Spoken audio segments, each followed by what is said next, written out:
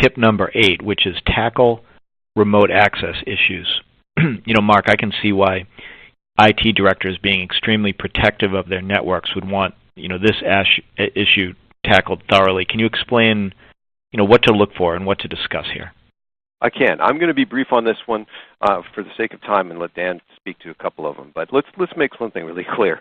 The AV integrator is not an employee. They're not going to have the same rights. Just by nature of definition, they will not be able to get to the same level. And because now everything's dependent upon the network, the tools that they have available may be limited. They have to have some relationship with someone who has a greater depth of tools.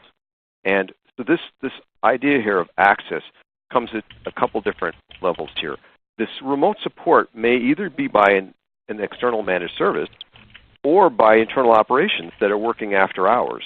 So you have to make sure that the requirements are clearly stated up front of the project, and that if they're going to be using VPN, which is very common, that actually is going to be usable with the remote management solutions.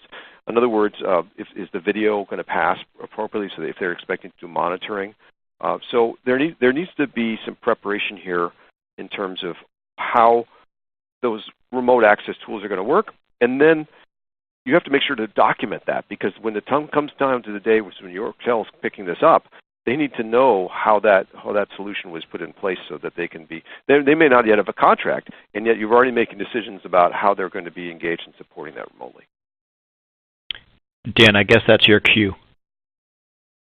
Yeah, just to speak to it quickly, we have VPN access to most of our priority customers. A healthcare facility with several hundred beds, a couple of large Fortune 500 companies. We have restricted VPN access, but it's important to know those restrictions. And one of the things with VPN being restricted is you can be restricted via VPN to just a subset of IP addresses or a subset of pieces of information. And the issues that we've had in the past is we get the initial requirements down, everything is working the way it's supposed to with VPN, and then the customer will make some changes to devices, and you no longer have access to some of the devices that you need to be managing on the network.